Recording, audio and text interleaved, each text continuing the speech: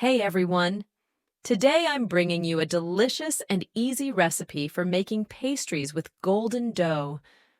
Before we start, don't forget to subscribe to the channel and hit the like button to see all the new content. To prepare the dough ingredients, we need 1 cup of milk, 250 milliliters, 1 tablespoon of sugar, 1 tablespoon of bread yeast, 1 tablespoon of vinegar, 3 tablespoons of oil, 1 teaspoon of salt, or to taste, 1 egg, 3 cups of flour, osmat. We knead the dough well. Then, we add a large tablespoon of butter before gathering the dough. We cover the dough and let it rest until it doubles in size for at least half an hour. Make sure to use fresh, high-quality ingredients. Second, let the dough rest after kneading so it becomes light and airy.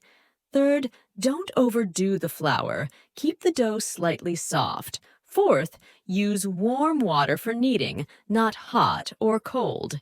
Fifth, mix the ingredients well without rushing to ensure they combine properly. Sixth, preheat the oven before placing the pastries in it. Finally, watch the baking time closely to avoid drying out or burning the pastries. Follow these tips, and you'll have delicious, successful pastries every time. Sides of the dough from top and bottom, and with the help of a knife, cut the dough into rectangular pieces.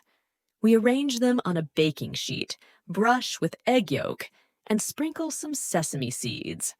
We bake it in the oven at 180 degrees Celsius for about 15 to 20 minutes. I hope you like the recipes, and if you have any questions, don't forget to write them in the comments. I will try to answer all the questions. Don't forget to share the video and support us with a like so we can continue with you. Bon appetit, and thank you for watching. See you tomorrow!